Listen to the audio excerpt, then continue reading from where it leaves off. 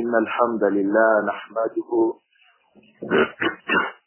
ونستعينه ونستغفره ونعوذ بالله من شرور أنفسنا وسيئات أعمالنا من يهده الله فلا مضل له ومن يضلل فلا هادي له أشهد أن لا إله إلا الله وحده لا شريك له وأشهد أن محمدا عبده ورسوله صلى الله عليه وآله وسلم. Our last discussions in our book Al-Adab Al-Mufrad by Al-Imām Al-Bukhāri rahimahullah was about At-Tahabbu Bayna An-Nas. At-Tahabbu Bayna An-Nas, mutual understanding and love amongst the people. In that class, we had about 3 issues. We discussed the importance, the significance of At-Tahabbu Bayna An-Nas, mutual love and understanding amongst the Muslims. We discussed how important it is. We discussed Asbabuhu, those things that bring about mutual love amongst the people. And from them was what the Prophet said, alayhi salatu wassalam. He said, Afshu salama tahabbu. Extend the salam, publicly announce the salam amongst yourselves. Tahabbu. You will love yourself. When you give Assalamu alaikum, Assalamu alaikum, Assalamu alaikum, Tahabbu. You will love yourself. We also cite another example when he said, alayhi salatu wassalam, أَوَلَا أَدُلُّكُمْ عَلَى شَيْءٍ إِذَا فَعَلْتُمُوهُ تَحَابَبْتُمْ. Should I not guide you to something that when you do it, you will love yourself? He also said, أَفْشُ السَّلَامَ بَيْنَكُمْ. Give the salam. Say Assalamu alaikum, Assalamu alaikum, Assalamu alaikum. Say that amongst yourselves. We also recall that another thing he told us, alayhi salatu wassalam, he said, Tahadaw. Exchange gifts amongst yourselves. Give your brothers gifts. Give your sisters gifts amongst yourselves. Exchange gifts. He said, Tahabu. You would love yourself. So from 2 major means of connection and mutual love and understanding amongst the people, amongst the Muslims, is making the taslim and gift exchange. And the third thing we discussed was about those things or the thing that destroys the mutual love amongst the people, and that is hatred. Al-Bukhāri. Hatred destroys the people. The Prophet said, alayhi salatu wassalam, وَإِيَّاكُمْ وَالْبُخْلَةِ. I warn you to be cautious, to avoid al-bughda. Al-bughda is hatred. You hate yourself. He said, alayhi salatu wassalam, فَإِنَّهَا هِيَ الْحَالِقَةُ. Because the hatred is the destroyer. The hatred is the nullifier. He said, alayhi salatu wassalam, لَا أَقُولُ لَكُمْ تَحْلِقُ الشَّعْرِ.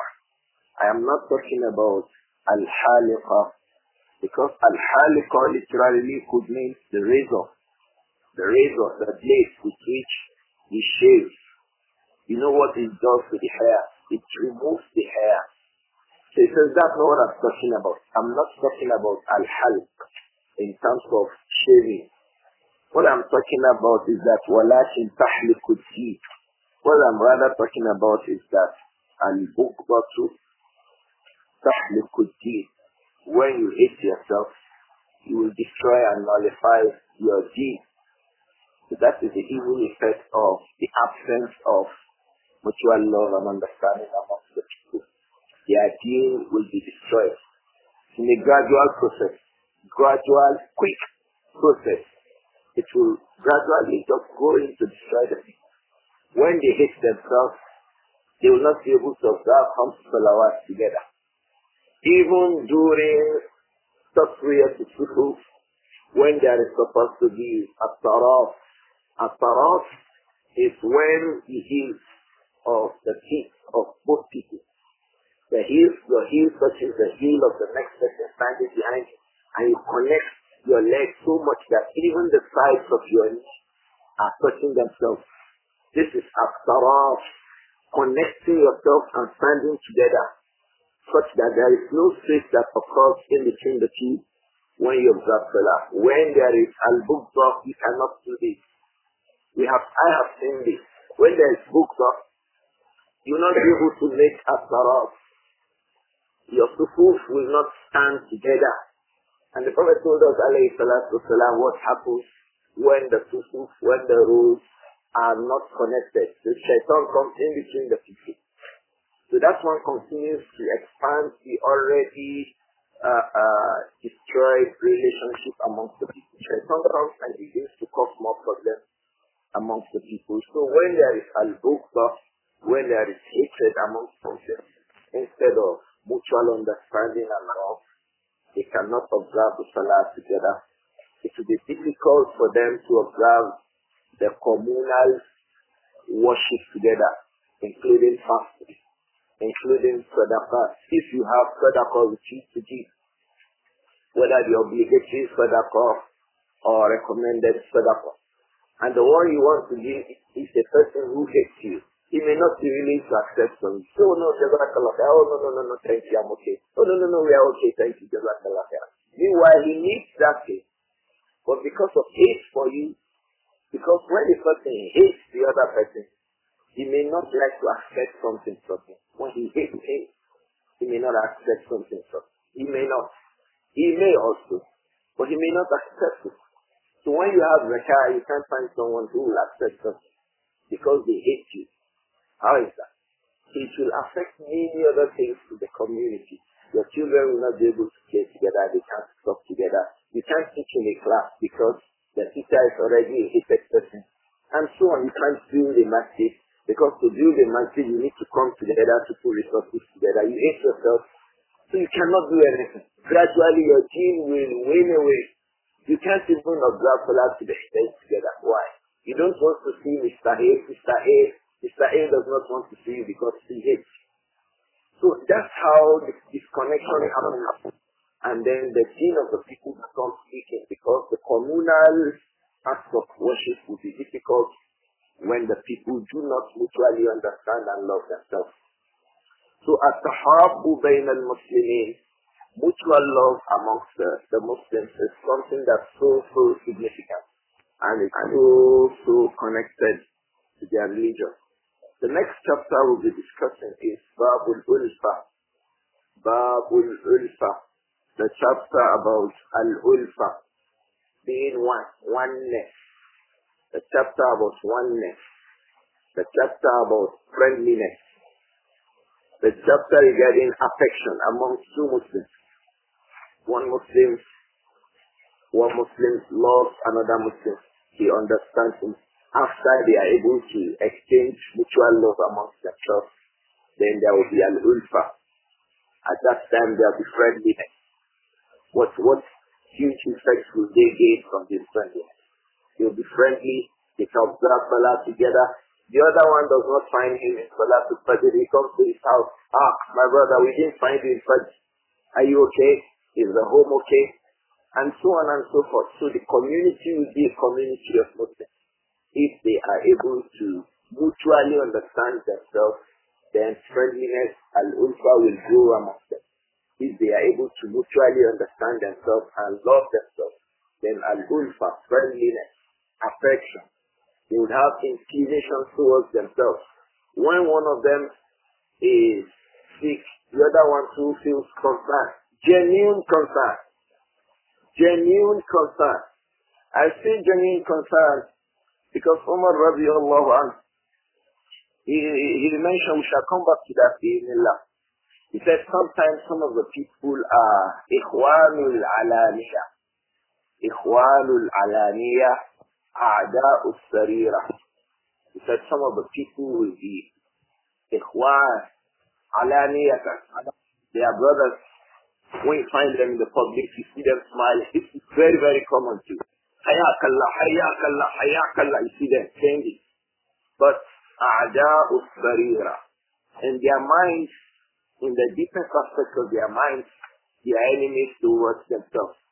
So unfortunately, these groups of Muslims will be fulfilling what Allah had said about the non-Muslims, the Jews especially, that بَعْثُهُمْ بَيْنَهُمْ شَدِيدٌ تَحْسَبُهُمْ جَمِيعًا. You are the one who thinks that they are together, but in their hearts, قُلُوبُهُمْ شَتَّى.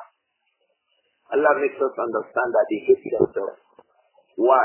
ذَلِكَ بِأَنَّهُمْ قَوْمٌ لَا يَفْقَهُونَ.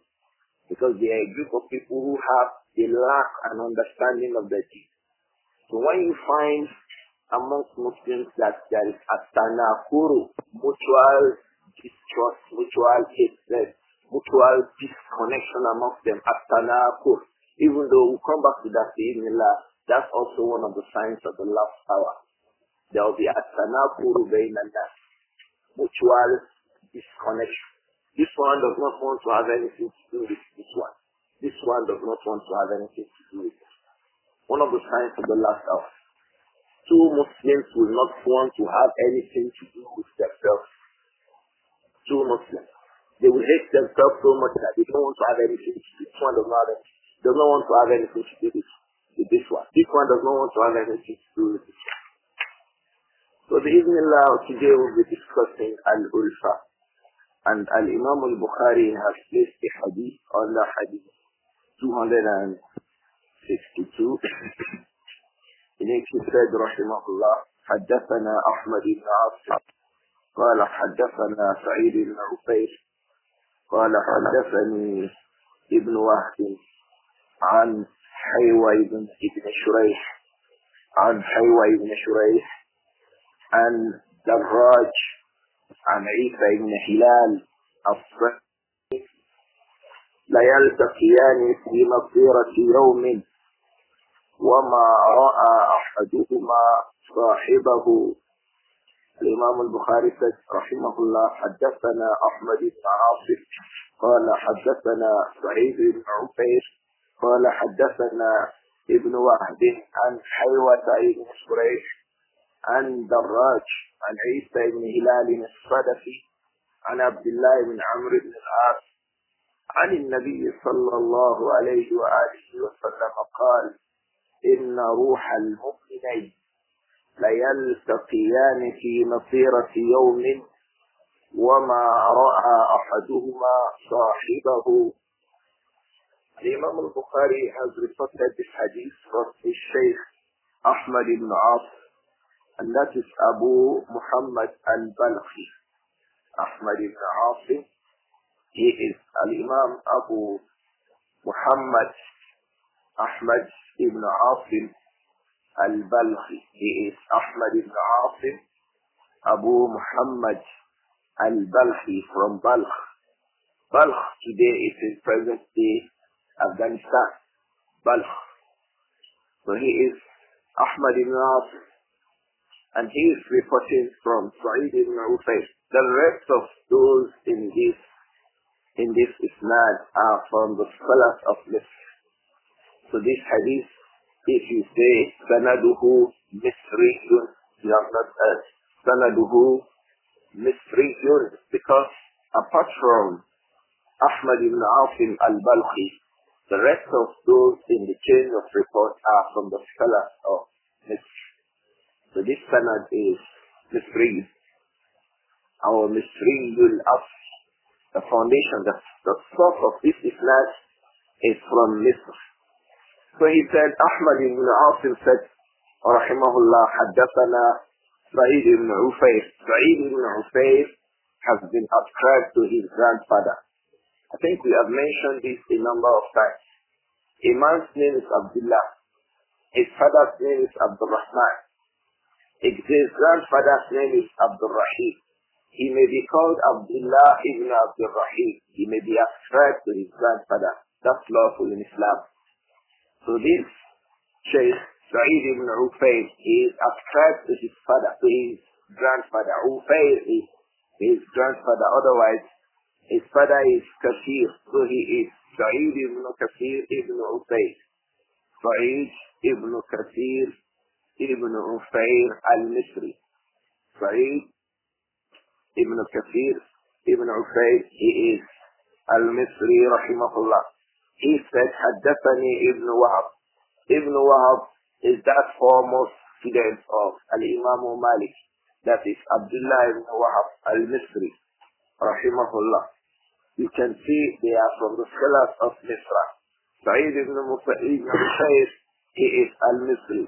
Abdullah ibn Wahab, he is al-Misri.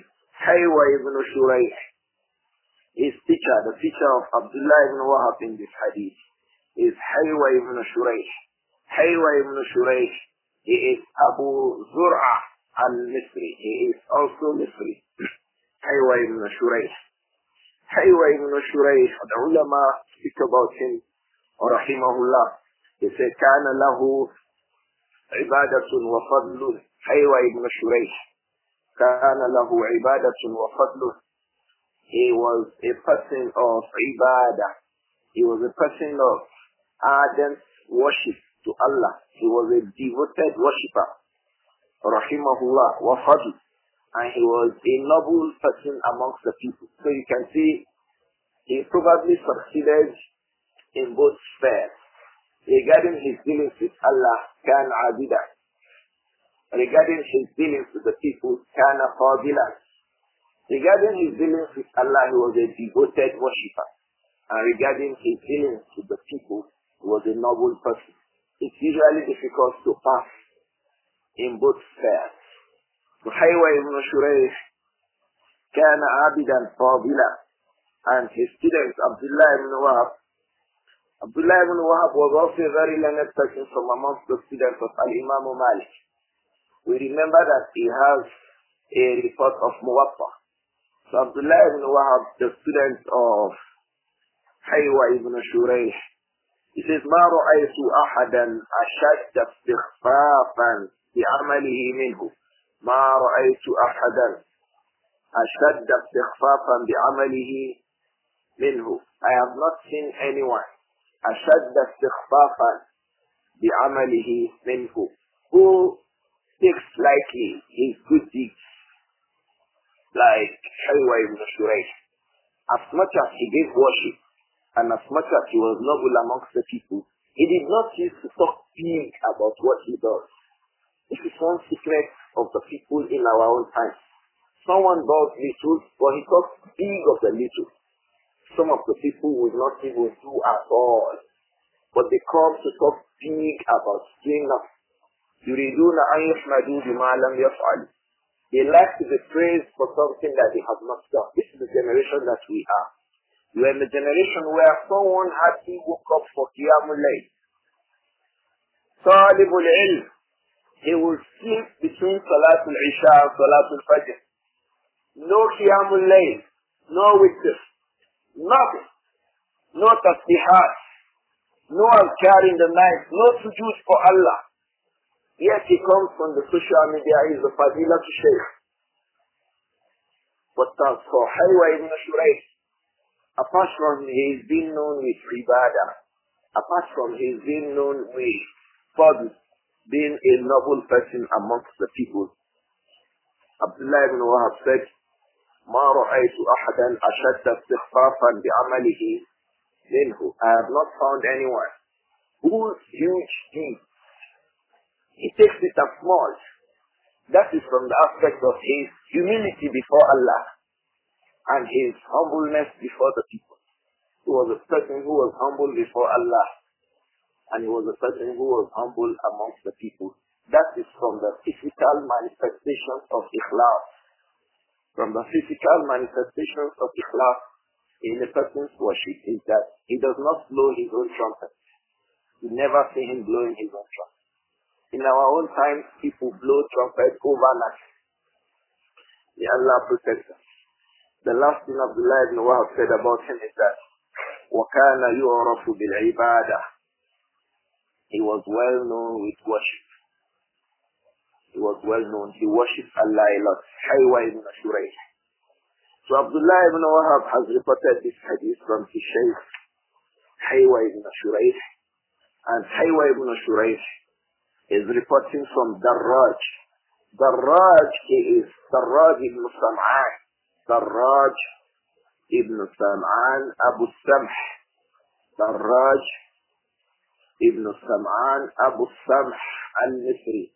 He is Darraj ibn Sam'an Abu Samh al-Misri. So you can see Tafalsul al-Musriyin in this isnad. And he is reporting from Isa ibn Hilal al-Sadafi. Isa ibn Hilal al-Sadafi was also al-Misri. So he is Isa ibn Hilal al-Misri. So from Sa'id ibn Ufayr al-Misri, we have Abdullah ibn Wahab al-Misri. We have Haywa ibn Shurayh al-Misri. We have Darraj ibn Sam'an al-Misri. We have Isa ibn Hilal al-Misri. And then the hadith has come from Abdullah ibn Amr ibn al-As radiyallahu anhu, the eminent companion of the Prophet Muhammad sallallahu alayhi wa sallam, and son of eminent companion. Abdullah was an eminent companion. He used to document the statements of the Prophet Muhammad alayhi salatu wasalam. Whatever he heard the Prophet say, he wrote it down. Radiyallahu anhu, because he was from amongst those whose father, Amr ibn al-As, was very exposed amongst the Arabs at the time. Amr ibn al-As was a very exposed and civilized person. He had taught his children reading and writing. So when the Prophet came alayhi salatu wasalam, Amr ibn Abdullah, his son, had accepted Islam far earlier than his father. In fact, his father accepted Islam about 3 years before the Prophet passed away alayhi salatu wasalam. But as for the son Abdullah, Allah had guided him to Islam at the very early times in Mecca. So he used to write down whatever the Prophet said alayhi salatu wasalam, Abdullah. So that was Abdullah ibn Amr ibn al-As radiyallahu anhu. He is the one reporting from the Prophet Muhammad sallallahu alayhi wa alihi wa sallam that he said, Inna ruha al-mu'minay. In some reports, in some texts, you will find it that they say, Inna ruhay al-mu'minay. Yet in some reports, you will find it as Inna arwah al-mu'minay. So it says, Inna ruha al-mu'minay. Ruh al-mu'minay, the souls of two Muslims.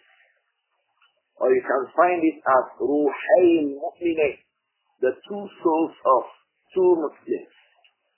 You can also find it as Inna arwah al-mu'minin. Arwah al-mu'minin, that is the report that occurs in Tahzib al-Kamal by Hafiz Jamaluddin al-Mizzi.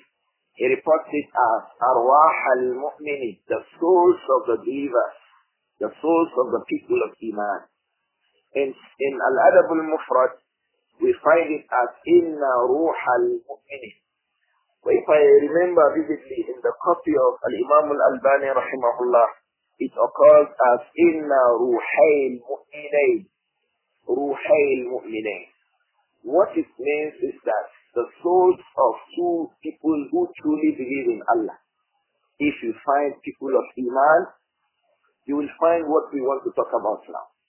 If you find people, كَتَبَ اللَّهُ فِي قُلُوبِهِمُ الْإِيمَانِ, that Allah has written Iman in their hearts, from the symbols of the Iman in their hearts is what we talk about. So it means friendliness amongst Muslims. When you have a Muslim and you are friendly with your brother, you are inclined towards him, you have strong affection for him, or for her, as the case may be amongst the women. That is from the symbols of Iman. From the symbols of Iman is love for the people of Iman. From the symbols of Iman is affection for the people of Iman. For the people of Iman because of Iman. For the people of Islam because of Islam. You love a person because this person, you can find that it appears that he loves Allah and His Messenger. You love a person because you can find that this person, he likes the deen. He is passionate about his deen. So for his passion because of Islam, for his love of Islam, that Allah has made to become manifest, then you love him. You have an affection for him because of Iman. So the Prophet said, sallallahu alayhi wa sallam, Inna ruha al-mu'minayn, the souls of two believing people. When people have Iman, these things will be happening amongst their souls. What is that will happen amongst their souls? La yaltaqiyani fi masirati yawmin. The time that it takes to travel a journey of a day. In the past, let's say, if you want to travel from Lagos to Ibadan, in the past, when there were no vehicles. You could trek a whole day. You could trek the whole day to travel from Lagos to Ibadan. Today, we take that journey perhaps in 1 hour. Good drive. 1 hour, 15 minutes. If you are not so speedy like me, 1 hour, 30 minutes. You are there. But if you are so also speedy, sometimes like some of your brothers, in 45, 50 minutes you are there. Between Ibadan and Lagos. So the time that it takes for the journey of a day, the source of the two believing people will connect. The Prophet said, sallallahu alayhi wa sallam, Inna ruha al-mu'minayn la yaltaqiyani fi masirati yawm. The source of two believing people, two people of Iman, who have loved themselves for the sake of Iman, their souls, their spirit would connect for over a period of a day's journey. So the time that it takes to spend on a day's that you take for a day's journey, for that period, their minds were together. He's thinking, where is my brother? This brother is probably reading now. He's probably studying now. He's probably writing a book. He's probably giving a talk. He's probably doing an adhkar. But if he's thinking, oh, my brother, he's somewhere. He's probably talking to his family. He's probably connecting between two Muslims and Jews. Or he's probably teaching in a class. Or he's probably observing Qiyamul Layl. Or he's probably making sujood. So the two of them, their minds are connected together. And this happens as a result of Iman in the hearts of the people. And the love that they have amongst themselves, the affection that they have for themselves, and the inclination they have towards themselves because of what? Iman. Iman gives back to this kind of thinking among two people. And that's why he said, alayhi salatu wasalam, that al-arwah junudun mujannada, the souls of people, the souls of the human beings, they are like junud. They are in groups. They are gathered in groups. They are in groups. The ulama said the souls of the people of Iman are connected to themselves. The people of Iman, their hearts are connected together. You would have been, perhaps in the days of an undergraduate in the university, you would have been with some brothers that whose deen got you very impressed. You liked their religion. They liked your religion. You were very close friends. In fact, like two brothers who have come from the same womb. What has connected you is Iman. So you are together, you are thinking about yourself, even if you may not have seen yourself for 2 to 3 decades. For 20 years, you may not have seen yourself. But there is no day that goes except that. I remember brother so. He used to call the Adhan. He used to make the Adhan, the call to prayer. Oh, when he makes the Qama. Oh, when he leads us in Salah. Oh, when he teaches us Azkar. Oh, when he teaches us in the Quranic class. Oh, when he gives the lecture. Oh, when he encourages us to do a community job. Oh, when he did this. So your mind is still connected to him because of Iman, because of the deeds of Iman. And perhaps all of that contributed to your own Iman. Meanwhile, as you do that, he was also thinking, oh, this brother, I wish that I can find him again. I wish that I can connect with him. I wish that I can find him. There's this connection. Your mind is connected to his mind. His mind is connected to your mind. And there is nothing that is the platform, the playing ground for that connection, except what? Iman and the things of Iman. So the Prophet said, sallallahu alayhi wa sallam, Inna ruha al-mu'minayn la yaltaqiyani fi masirati yawmin. The souls, the two souls of two Muslims, la yaltaqiyan. These two souls will connect. They will become inclined towards one another. The two souls will connect. The souls of the people of Iman.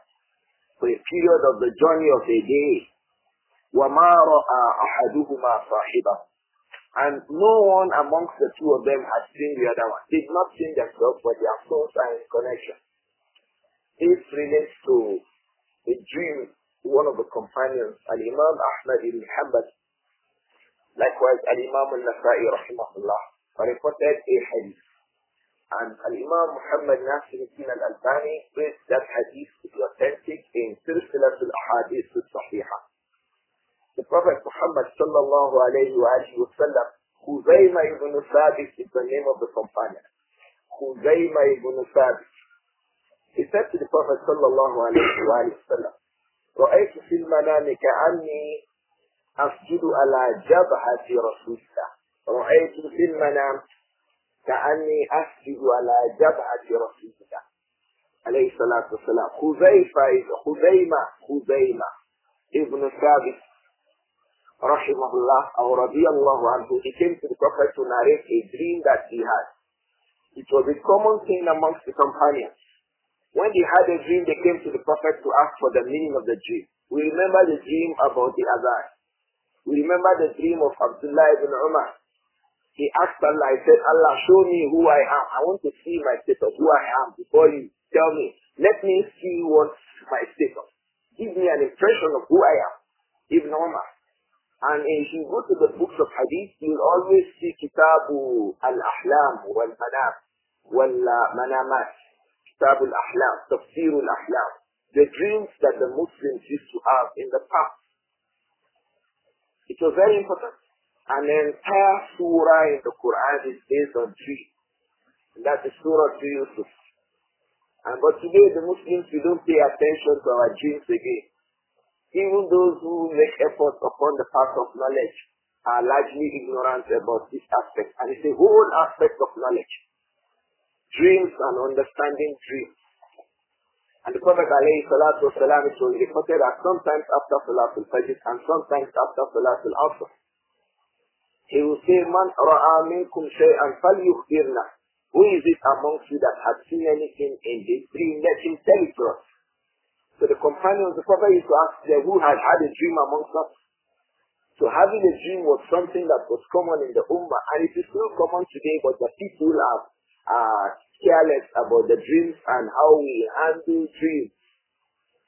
This companion, Khuzaymah ibn Thabit, he said, رضي الله عنه, رأيت في المنام كأني أسجد على جبهة رسول الله صلى الله عليه وآله وسلم. I saw in my dream as if I was prostrating on the head of the Prophet Muhammad, Jabha, on the forehead of the Prophet alayhi salam. I saw in my dream as if when I prostrated, my head, my nose went upon the head and the nose of the Prophet Muhammad alayhi salatu wasalam. He says, فَأَخْبَرْتُ بِذَلِكَ رَسُولَ اللَّهِ صَلَّى اللَّهُ عَلَيْهِ وَسَلَّمَ. So I told that dream to the Prophet Muhammad sallallahu alayhi wa sallam. And the Prophet said, sallallahu alayhi wa sallam, إِنَّ الرُّوحَ لَتَلْقَى الرُّوحَ إِنَّ الرُّوحَ لَتَلْقَى الرُّوحَ. A soul would meet another soul. One soul, the soul of the person of Iman, will connect with another soul of the person of Iman. And from this hadith, it means that connection, because of Iman, one of the places where it happens is during dreams. I have seen this a lot. Many of the brothers that we had shared time together as young people trying to learn Islam and practice Islam, wallahi, many times we have dreams about them. Dreams you were in a class, dreams you went for a lecture, dreams you were in a program, dreams you were reading a book, dreams you were studying something, dreams, very good dreams about the brothers that we have spent time together. Very, very good dreams. And perhaps we have not seen ourselves for 20 years, 25 years. You just see the brother in the dream. Maybe doing one thing that you both used to do together, which was from the things of Iman and Islam. So the Prophet said, sallallahu alayhi wa sallam, to Khuzaymah ibn Thabit, Inna ruh la talqa ruh. The soul would meet with other souls. The soul would meet with other souls. And then he said, sallallahu alayhi wa sallam, if this is wasna' kama ra'ayt, it means wasjud wasna' kama ra'ayt. So sit down, the Prophet said, sallallahu alayhi wa sallam. So sit down, oh Khuzaymah. Ijlis, wasjud, fire come and prostrate on my forehead. Prostrating on his forehead means that connecting his forehead where we put on the city with the upper part of the nose to that of the Prophet Muhammad sallallahu alayhi wa sallam. Look at this. How is it like? That I had seen in my dream that when I prostrated, sajadtu ala jabhati Rasulillah, I prostrated upon the forehead of the Prophet Muhammad. He told the dream to the Prophet. The Prophet said that is from the aspect of the connection between souls. I have come and do it. Come on. Come and prostrate. Sit down. Eat meat. Wasjud. Wasna' kama ra'ayt. Sit down. Wasjud. And make the prostration. Put your head on it. Wasna' kama ra'ayt. And do as you have seen in your dream. The point of reference here, ikhwan, is that inna ruh, the souls, they connect. The souls of the people of Iman, they connect because of Iman and upon the things of Iman. Such that even if you had not seen the person for a long time, your mind will still be connected to that person. And that is from the symbols of Iman. From the symbols of Iman is the friendliness you find amongst the Muslims. From the things of Iman is the affection you find amongst the Muslims. From the things of Iman is the inclination towards one another. His mind is with him. His mind is with him. They are together in their mind. He's thinking about him. The other brother is thinking about him too. This one happens among sisters. This happens among women. People are connected by Iman. And by that their hearts, their souls will connect also. So let us take this for a fact that from the things that happen to the people of Iman is that Allah makes their souls to connect. We are not talking about one dead person and one who is alive. That is another form of connection. Because those who are alive, we can sleep and have a dream and see the people that we had known. This is also known in the Ummah bil-Ijma'. And the scholars who are authorities in the sciences of interpreting dreams, they say that the condition in which you find a person in the dream, that is the condition that that person is. That the dreams about people who have passed away, who have died, their dreams regarding them are hardly lies. When you see a man in his dream, unless Shaitan has come in his feature, that's another thing that can happen. Shaitan can take up the feature, the look of the person to appear to you in the dream, and that person has died. But if over verification it was certain that that's not from Shaitan, it is not from the aspect of the dream from Shaitan, you will see those persons, and what you see of them is their actual condition. This has the ijma in this ummah regarding this. The ulama have had this experience. They used to see their teachers, they used to see the companions, they used to see the tabi'un, the Abdur-Raūf used to see the tabi'un. Some of the companions used to see the Prophet Muhammad alayhi salatu wasalam. Because they had known him, they had been upon Iman with him, and their souls loved him and were connected to him. So they saw him repeatedly alayhi salatu wasalam. So there are so many ways that the souls meet. So but this time what we are talking about is the people of Iman, and while we are awake, you will be awake, you will be thinking, oh, this brother is probably studying now, he's probably reading now, he's probably sleeping now, probably writing a book now, he's probably on a journey traveling now, he's probably talking to his family now. 2 days ago, I was thinking that a brother probably had a child. He called me the next morning and said that he had a child. I was just thinking, this brother, maybe he will have a child now. The next morning, he called me that he had a child. So this kind of a thing happens amongst people. You'll be thinking, so person, maybe he may be somewhere, and then he's there. Why? It is not because you just think that he's there. Your souls connect, especially if your dealings and your relationship are the dealings that are genuinely upon the dealings of Iman and Islam.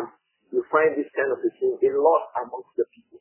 This kind of a thing is called al-ulfa, affection, friendliness, togetherness, connection, a connection, deep-rooted connection amongst the people of Iman that results from Iman.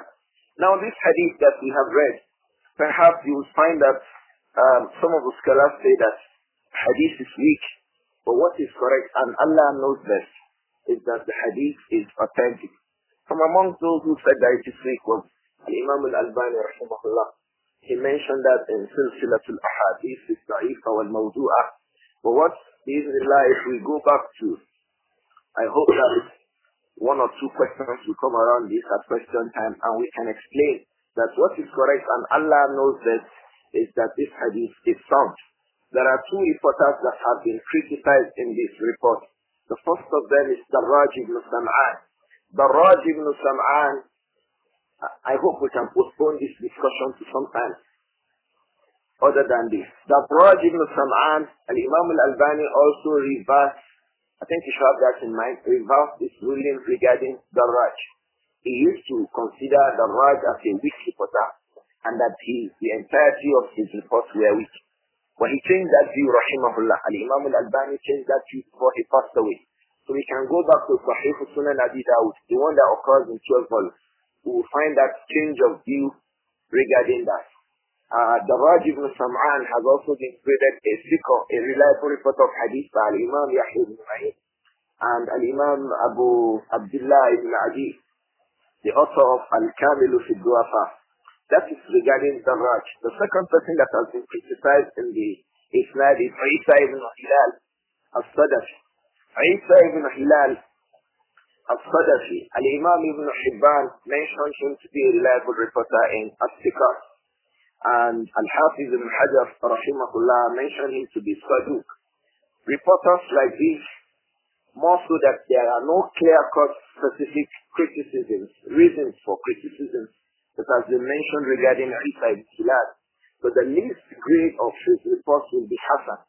So Bismillah, this hadith is Hasan and not Sa'id.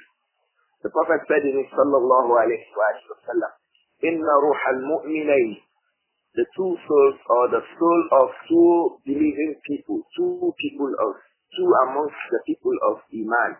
Their souls, la yaltaqiyani fi masirati yawm. Their souls will have been connected over the period of a distance of a day's journey. وَمَا رَأَى أَحَدُهُمَا صَاحِبًا.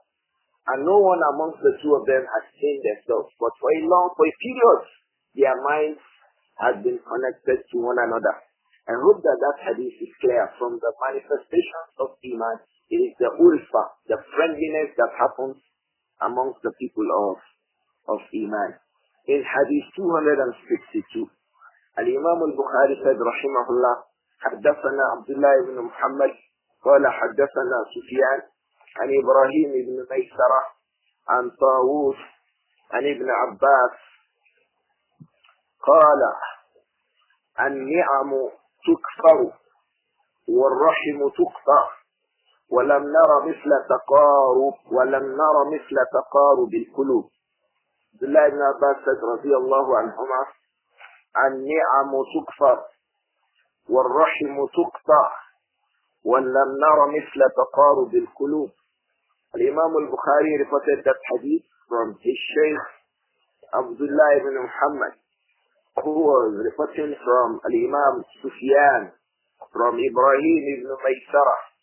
Ibrāhīm ibn Maysara is Al-Ta'ifi, and Tāwūs ibn Kaysan Al-Yamani. Tāwūs ibn Kaysan was from amongst the scholars of Yemen, and he was well known from amongst the students of Abdullah ibn Abbas.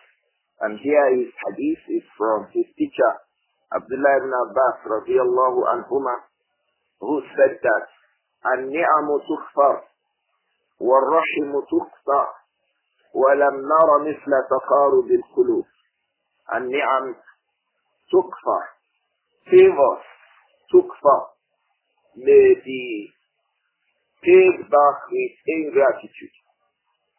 Favors may be paid back with ingratitude. النعم تكفر, كفر النعمة is ingratitude regarding a favor. The ingratitude may be regarding a favor that Allah alone has showed on us. So you find the people, Allah has created them human beings. He gave them eyes, He gave them ears, He gave them the mouth, subhanahu wa ta'ala. And He placed in their mouth a set of teeth so that they can chew their meals. He placed in their mouth a piece of tongue so that they can taste their meals. They can differentiate between sweet and sour. They can differentiate between salty and sugary. He gave them the entirety of the mouth. He gave them the enzymes that will come to help them during mastication when they chew food in their mouth. He gave them nostrils. He did not place a fractional distillating column in the nose before he places oxygen, allows subhanahu wa ta'ala, before he allows oxygen to go into their nose. He gave them 2 ears. He gave them 2 hands, the fingers, the fingernails, and so on and so forth. The digestive system and everything that Allah has blessed mankind with. Yet the people disobey Allah and direct worship to other than Allah. This is from the aspect of kufrun ni'mah, being showing ingratitude to favors. Allah has favored people. Some of the people, Allah made them to become rich. They spend that richness upon acts of disobedience to Allah. Allah has made them rich. It is with that richness that they disobey Allah. Allah favored you with a car. It is with that car that you are disobeying Allah. Allah favored you with a house. It is with that house that you disobey Allah. Abdullah ibn Abbas said, rahimahullah, an-ni'ami tukfar. Favors will be played back, will be shown with what?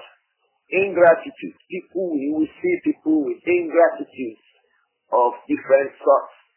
And the ingratitude may be regarding a human being that has shown you favor. It may be a favor that is shown to you directly from Allah subhanahu, like the favor of life. Nobody else could have given you that.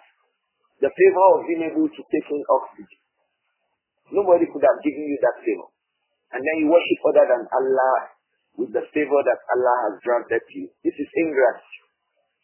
The other aspect of the ingratitude is regarding the favors that it is human beings that showed you that favor. Your brother gave you something to use. And then, like the Arabs will say, Kam allamtu hurrimaya. How long? For how many times was I teaching him how to fire an arrow? فَلَمَّا اسْتَدَّ سَعِيدُهُ رَمَانِ. When he became perfect about being able to reach his target when he shot an arrow, Ramani, I was the first person that he fired the arrow at. May Allah protect us. This is common amongst the people. You give a man a stick to beat down meat and foliage for his animals, and he hits your head first with the stick. You are the one who benefited him with the stick. And the first show of ingratitude is to use that stick against you. This is very common. You gave someone, you showed Allah, through you favored him. You are the first person to suffer from the consequence of that favor that he has received, instead of him being gracious to you, showing gratitude to you. What he shows to you is ingratitude. A woman has her husband with her. He brought her to the house. He kept her under his canopy. He provides her clothes, provides her food, runs around to make sure that the family is stable and that things go well in the family. And then the woman begins to say him back with insults. You are stupid. You are foolish. You are this. What have you done? Go and see what the rest of your friends are doing to their wives. He begins to insult the man after all the graciousness that he has shown to you. So ingratitude manifests in many ways. Sometimes it is the other way. A man has a wife that is obedient to him. A man has a wife that is listening. A man has a wife that's ready to go with him in whatever circumstance that Allah has placed. Then the man begins to show violence against her, beat her, and all that. There are men like this. We hear a lot of things by the day. So there is none of these that is love. Abdullah ibn Abbas said, radiyallahu anhu, an-ni'amu tukfa, wal-rahimu tukfa, ar-rahim tukfa, the ties of kinship. Ar-rahim actually refers to the womb. literally, Ar-Rahim refers to what? The womb. So Ar-Rahimu tuqta. It does not mean that the womb is cut. What it refers to is that the ties of kinship, people will be disconnecting the ties of kinship. Easily, you find all of this. You find people showing ingratitude when they receive goodness from people. When they receive goodness and favors from Allah. You will easily see ingratitude. You see it with people. Another thing you will commonly find with people is that they will be disconnecting their family ties. Abdullah ibn Abbas said, radiyallahu anhu, and that's the point of reference in this hadith today. He said, وَلَمْ نَرَى مِثْلَ تَقَارُبِ الْقُلُوبِ لَمْ نَرَى مِثْلَ تَقَارُبِ الْقُلُوبِ. We have not found anything as brilliant, as nice, as interesting, like what? تَقَارُبُ الْقُلُوبِ. تَقَارُبُ الْقُلُوبِ is when the hearts are connected together. There is nothing like it. When the hearts are connected together. You find the wife showing gratitude to the husband. You find the husband showing gratitude to the wife. You find a brother showing gratitude to his fellow brother. Upon the list of favors, maybe you just help him to lift something from a part of the house to another part of the house. Maybe one of the brothers wanted to dry his clothes. He was sent on an errand. Another one carried the bucket of the clothes that had been washed. And he helped him to dry it. When his brother came back, he saw that his other brother had helped him. He showed him that, oh, Jazakallah khairan, Barakallah, I'm so happy, Jazakallah khairan. Things like this, is there anything like it? When there is taqarubul qulub, the family ties are connected. People will show gratitude easily. When there is taqarubul qulub, that when the minds are inclined towards themselves, when the hearts are friendly towards themselves, when the hearts have affection towards themselves, when the hearts have affection towards themselves, you can go to his house and say, hey, what do you have? I'd like to eat something. And quickly, you see the women start running about. Let me quickly prepare something. What will you like? What's the fastest thing you can do? This will only happen when there is love. This will only happen when there is friendliness. This will only happen when there is taqarubul qulub. Affection amongst the souls, amongst the hearts, when the souls are together. You can come, I remember vividly this happened amongst the people of Iman. When we were younger than this, in higher institutions, you see brothers carrying food from one part of the hostel to the other. I want to go and give brother photo. I want to go and give sister photo. I want to go and give. Please help us give it to our Imam. Please help us give it to our Muazzin. All these kinds of things have gone now because there is al-wahsha, there is at-tanakur, there is mutual disconnection amongst the Muslims. Yes, you can have 1,000 friends. You can have 2,000 friends on your social media platform. But it remains to find one true one amongst them. Amongst the 1,000, it remains to find one true one. One that is true in his friendship to you. Umar radiallahu anhu said, what will be common in the end times, radiallahu anhu, is what? Ikhwanu alaniyah. Ikhwanu alaniyah. Friends in the open. But a'da'u aftarira. But enemies in the secret. When the chiefs are down, it will be clear to you that those two people you are seeing saying hayakallah, hayakallah, they are really enemies to themselves. May Allah protect. So Abdullah ibn Abbas said in this hadith that an-ni'ami tukfa. People will be showing ingratitude to favors that are granted to them. Wa-rahimu tuqta. You will be finding family ties being disconnected. وَلَمْ نَرَى مِثْلَ تَقَارُبِ الْقُلُوبِ. But we have not seen anything as beneficial like when the hearts are together, when the minds are together, when the hearts are connected. Family ties will be connected, and then gratitude will be shown. There is nothing like that. Hearts are connected. Hearts are connected. They love themselves. Even when they offend themselves, affection does not make you consider someone you love that he has offended you. If you really love somebody, Like the Arabs say, your eyes become blind for his misdeeds. If you really love somebody, you have strong affection for him, of course because of Iman. When he does something, you find excuses for him. But when he has not even done anything, you are accusing him, it is because of atanaku, disaffection. Check your heart. Just check the heart. You find that there is disconnection, something is wrong somewhere. That's why there is no connection. Even upon what he has not done, you are already thinking that he has done it. And you are relating with him upon that he has done that. Because there is no mutual connection upon Iman. Abdullah ibn Abbas said, radiyallahu anhuma, lam nara misla taqarub al-qulub. We have not seen anything as beneficial as what? Taqarub al-qulub. That hearts are together. You want to say to somebody, wallahi, I have missed you. Say, wallahi, I have missed you more. Your brother, your son, your friend, even your wife, you are away in a distance. Perhaps you travel or he travels. You want to say, how have you been? Wallahi, it's been a while. I just want to see you. Say, no, I want to see you too. Why?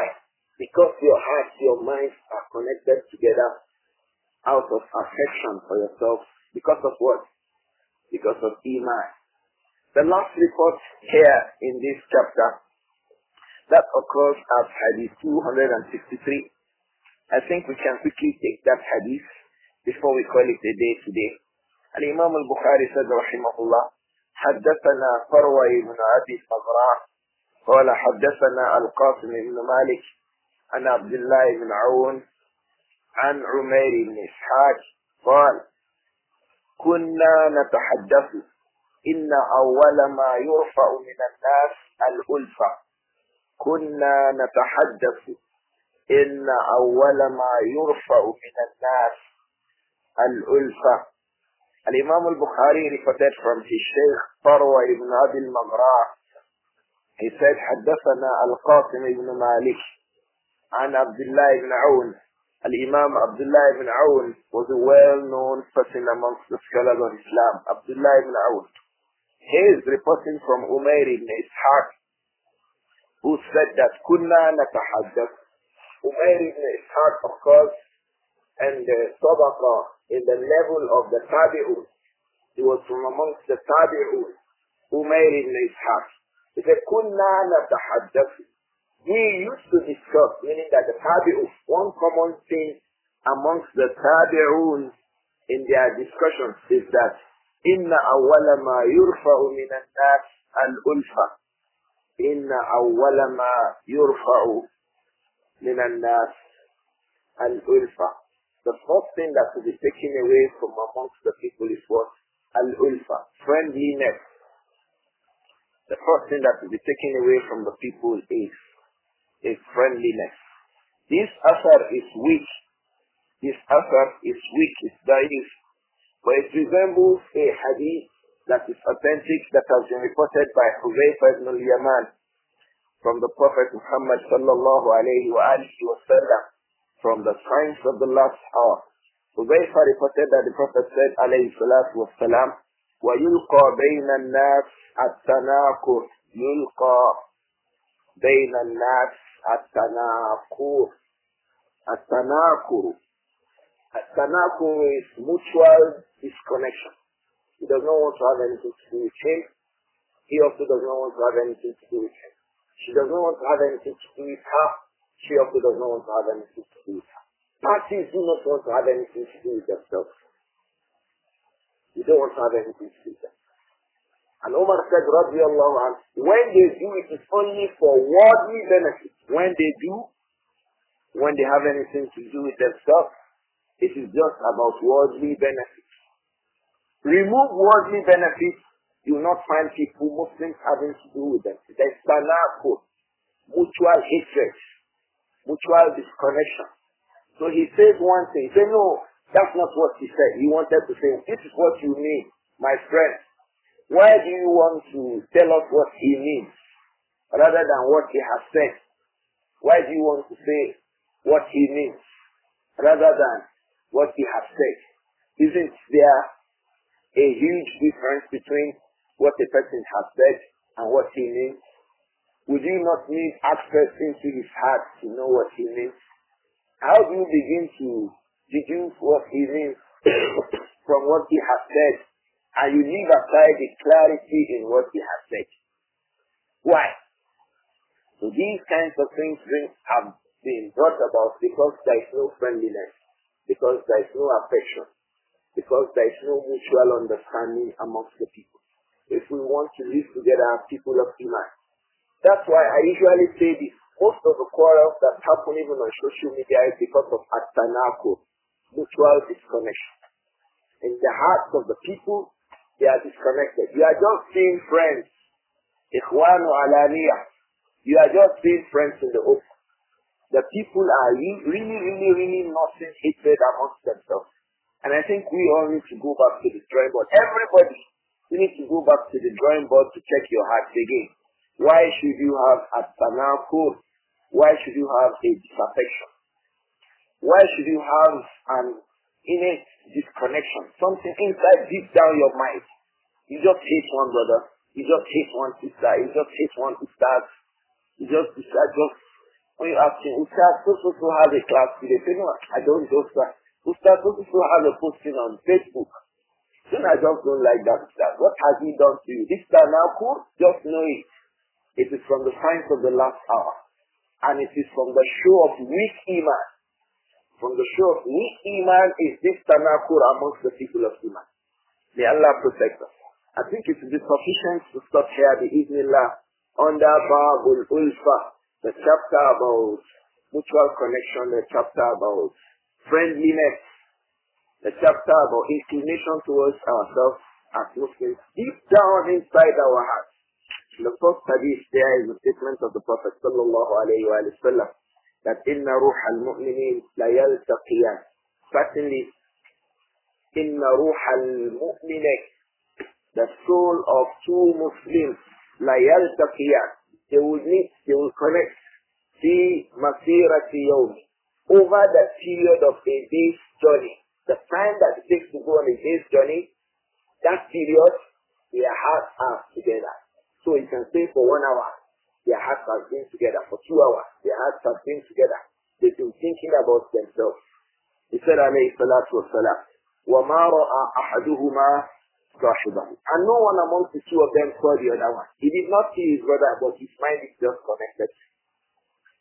May Allah make us from amongst those whose hearts will be connected to the people of Iman. Al-Imām Al-Qurtubi, rahimahullah, Abul-Abbas, the author of Al-Mufhim, it was a sharh of Sahih Muslim. He said, when your heart has this connection from the people of Iman, check your heart. It's from the symbols of weak faith, weak Iman. From the symbols of weak Iman. And Imam Ibn al-Jawzi, Abul-Faraj, he also made this assertion, Ibn al-Jawzi. So when your heart becomes disconnected from the people of Iman, this person is a person of Iman. We do not know him for any other than that. Found Islam, found Iman. Yes, inside your heart, you will not say hate for him. Just check it. Your Iman has problems. Your Iman has problems. Your faith has problems. Your Islam has problems. That's why you have some sort of a disconnection in your heart for the people of Iman. Otherwise, on the other hand, from the things that show the Iman of an individual is that they have affection. They love the people of Iman. They have affection for the people of Iman. And the people of Iman have affection for them too because of Iman. So when there is this mutual love, mutual affection, mutual connection, mutual inclination towards one another because of Iman, that is from the symbols of a healthy Muslim community that is based upon Iman. I beg Allah to make us understand better than we have tried to explain. If we have 1 or 2 questions that we can attend to, inshallah, we can attend to them bismillah by Yusuf.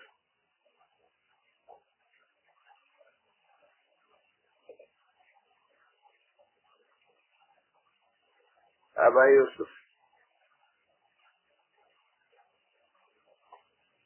جزاكم الله خيرا. آمين وأنتم أبا عامر. نعم أحسن الله إليكم. آمين وإياكم. Unfortunately, Abu Yusuf, I think has issues with network. There is no problem. There was a heavy rain in Oshobo yesterday. They should have been affecting connections. So, this one reads, Assalamu alaikum. Alaykum assalam. How do we differentiate the influence of shaitan from dreams? How do we get to know the people we see in dreams are real and not shaitan? Well, from the ways we know, one of the ways to know that the people we see in our dreams are real and are not shaitan, the people we know, the people we have affection to, is shaitan will invite you to things. Shaitan, you know somebody to be a person of Iman. You were together and he passes away. 2 days ago, a sister was said to have passed away. May Allah forgive that sister. This sister was supposed to be a nice person. May Allah forgive her whatever shortcomings she may have and multiply her the reward for her good deeds. Now you begin to see her in your dream, inviting you to sin, telling you, oh sister, please go and start working in a brewery, for example. To be clear to you that this is shaitan. This sister or this brother, or you know a brother to be a person who read the Quran. He talks the Quran. Nothing is known with him except goodness. You see him in your dream and he begins to tell you, oh, please, stop this tahfiz Quran. Go and start playing football. Go and be a footballer. This is shaitan. This brother is not likely to say this. He's not likely to say this because he was not upon his stage. He passed away. So from the symbols of seeing shaitan in the dream is he invites the people to things of disobedience to Allah. The second thing is that it can bring about scare. When you find in a dream a brother has a wife who passes away, that wife begins to run around with him with an axe in the dream. A wife that they were upon love and goodness before she died. They were upon mutual understanding before she died. She now comes and begins to carry an axe or begins to flog him in his dream. So these kinds of things would indicate that perhaps this is shaitan coming in the future of that man or that woman. I hope that it is clear about Amir. There will be an indication from the things that is known with shaitan. From that is scaring the Muslims. From that is inviting them to things that are known clearly from the text of the Quran and the Sunnah to be unlawful. Imagine that you see your mother in a dream. You love your mother so much. She now says, go and drop a black cat at a T-junction. Just know that that's not your mother. If she was a person of Iman and faith, that you knew, this my mother was not a person of other than Iman. She was a person of Iman. She observed her salah. She was regular with her azkar. She was a person who gave a lot of charity and all of this. This is what you know of her. Then you see her in a dream telling you to go and look for a black cat. Most probably that is shaitan. Because from the duties or from the deeds of shaitan is to يَأْمُرُكُمْ بِالْفَحْشَةِ. He invites the people onto indecency. So when you find a person of decency in a dream inviting you onto indecency, it is from the symbols that probably that is from shaitan. The second thing is scare. He can bring a thing to scare you, to make you become afraid. It is also from the ways of shaitan. Allah says, إِنَّ الشَّيْطَانِ يُخَوِّفُكُمْ أَوْ يُخَوِّفُ أَوْلِيَاءَ. Shaitan brings you to fear his soldiers, his friends. Allah says, فَلَا تَخَافُوهُمْ وَخَافُونِ. So don't be afraid of them. You should rather be consciously fearful of me. So those are two major things by which we may denote that what we have seen in the dream was shaitan rather than our brother who was a person of Iman. Allahu A'lam. جزاكم الله خيرا يا شيخ. أذن وأنتم أبا عامر. This one reads, Allah preserves Abu Nāsir. Can opposite sex like themselves upon Iman? Can the people, a male like a female upon Iman and vice versa? The ulama say yes, we can find that. You can find that upon Iman. So there is no fahisha connected to it. No fahisha, because it is upon Iman. And fahisha is not from the deeds of Iman. Fahisha is not from the deeds of Iman. Indecency is not from the deeds of Iman. If it is about indecency, then it's not upon Iman. But if it is upon Iman, yes, you can find a male loving a female and vice versa upon Iman. One example of that you would find was Sulaim and the Prophet Muhammad alayhi salatu. Sulaim loved the Prophet so much. The mother of Anas ibn Malik. It was upon Iman. It was upon Iman. Nothing else upon, except upon Iman. So the love you find for the female companions that he had for the Prophet Muhammad sallallahu alayhi wa sallam, apart from the love that his wife had for him as a wife would love her husband, they were all upon Iman. They were all upon Iman. So it's possible. A woman would like Al-Imām Al-Albani, for example, say, this Imam, I like Albani. Why? The person of Iman. For the person who was distinguishing between what is in the Sunnah and what is not in the Sunnah. So he made us to have our deen pure, clear. Rahimahullah. We love him for this. So you can love a man for that. You can love the daughter of Shaykh Muqbil Al-Wabi, Abdullah, who was a very learned person from the women of our own times. She wrote a lot of books, from the books of Hadith, books of Fiqh. One of the daughters of Al-Imām Al-Albani wrote the Muqaddimah in some of his works. That was who? Unaysa, radiyallahu anha, rahimahullah, because she's still alive. So there are people like this. Yes, they were women, but you love them. You love them for no other than for the aspect of Iman. No indecency is connected. Yes, a male can love a female, and a female can love a male upon Iman. And there is no any other than that in the matter. Allahu Akbar. We can have that, Abu Amr. I mean one. This one is, is it okay to tell people about dreams we had and combining that other one with can we narrate our dreams to a scholar if you think he can guide us? Yes, there are a lot of that. I hope that this Ramadan will find a means of discussing dreams in Islam. And I encourage brothers upon different platforms to open up discussions about dreams in Islam. It's a major aspect of the knowledge of this deen that we have set aside. Dreams. Dreams. There are a lot of books that the Ummah has compiled about dreams. In the Quran, a whole surah to Yusuf is based on dreams. Dreams. And the Prophet sallallahu alayhi wa sallam, he used to ask his companions after Fajr, who has a dream to tell us? After Asr, who has a dream to tell us? And they would tell him, alayhi salatu wasalam, their dreams, and he would interpret their dreams. So just like with other aspects of Islamic knowledge, not every scholar who is versed in the religion is versed in the aspect of dream interpretation. You may find a person who is versed in the sciences of the Quran, but is not versed in the sciences of dreams, understanding dreams, and the interpretation of dreams. This is another knowledge altogether.